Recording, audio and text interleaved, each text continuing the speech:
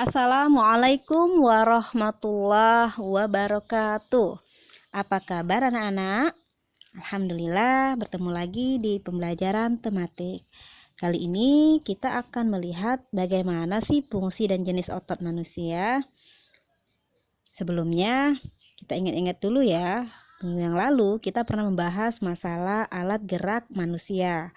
Manusia mempunyai alat gerak aktif dan pasif.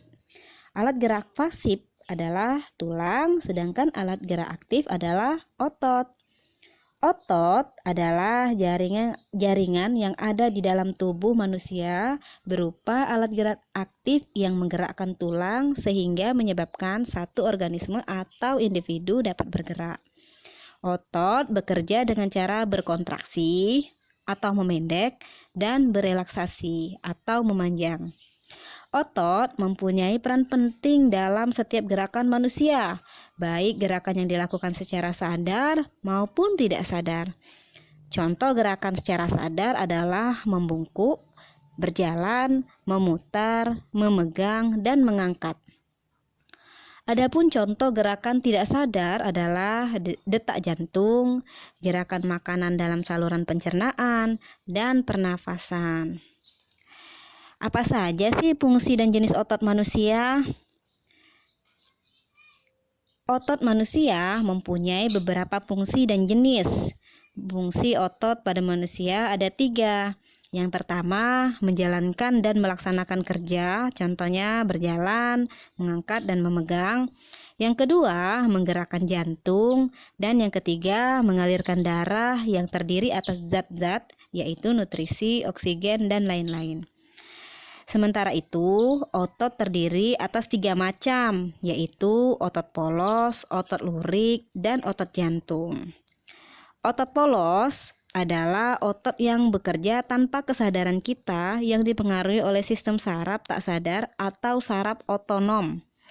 Otot polos dibentuk oleh sel-sel yang berbentuk gelondong di mana kedua ujungnya runcing dan mempunyai satu inti sel.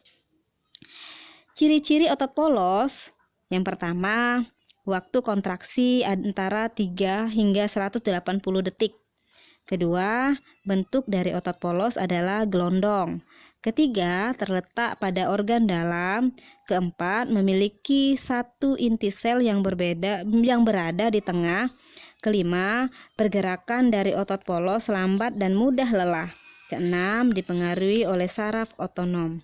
Ketujuh, otot polos biasanya berada pada bagian usus, saluran peredaran darah, dan otot di saluran kemih. 8. Tidak diperintah oleh otak atau tidak dipengaruhi oleh otak. Seperti itu ya anak-anak. Kemudian otot lurik. Otot lurik adalah otot yang menempel pada rangka tubuh manusia yang digunakan dalam pergerakan. Otot lurik adalah otot yang bekerja di bawah kesadaran. Otot lurik juga dinamakan otot rangka karena menempel pada rangka, di mana dinamakan otot lurik karena adanya sisi gelap dan terang yang berselang-seling. Adapun ciri-ciri otot lurik, yang pertama, bentuknya silindris dengan garis gelap terang. Kedua, melekat pada rangka. Ketiga, bekerja secara sadar dengan perintah otak. Keempat, cepat dan mudah lelah. Kelima, bentuk yang panjang dan memiliki banyak inti sel atau multisel. Keenam, mempunyai pigmen mioglobin. Dan ketujuh, inti sel yang berada di tepi. Selanjutnya, otot jantung. Otot jantung adalah otot yang bekerja secara terus-menerus tanpa istirahat atau berhenti. Otot jantung merupakan perpaduan antara otot lurik dan otot polos. Karena adanya persamaan yang ada pada otot jantung, misalnya memiliki sisi gelap, terang, dan inti sel yang berada di tengah. Otot jantung berfungsi dalam memompa darah ke seluruh tubuh. Otot jantung bekerja tidak di bawah kesadaran manusia.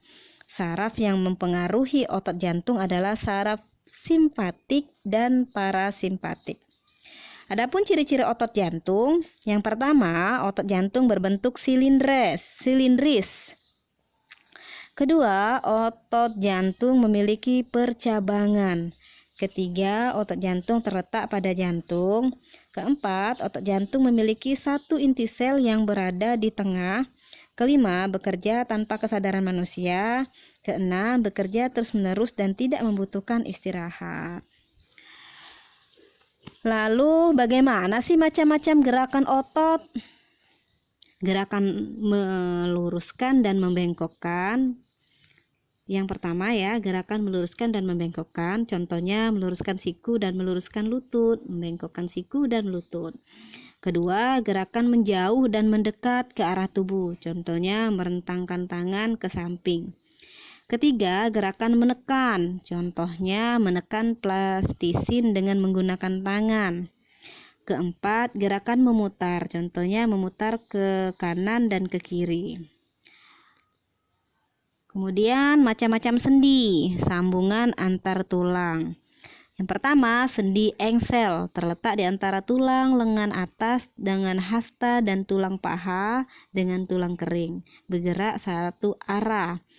Kedua, sendi plena terletak di antara tulang telapak tangan dengan ibu jari, bergerak dua arah. Ketiga, sendi peluru terletak di antara tulang panggul dan tulang paha, tulang lengan atas dan belikat, bergerak ke semua arah. Keempat, sendi putar terletak di antara tulang leher dan tulang tengkorak, bergerak berputar. Yang kelima, sendi geser terletak di antara tulang pergelangan kaki, bergerak secara bergeser. Baiklah anak-anak, itu saja penjelasan materi hari ini. Semoga bermanfaat. Assalamualaikum warahmatullahi wabarakatuh.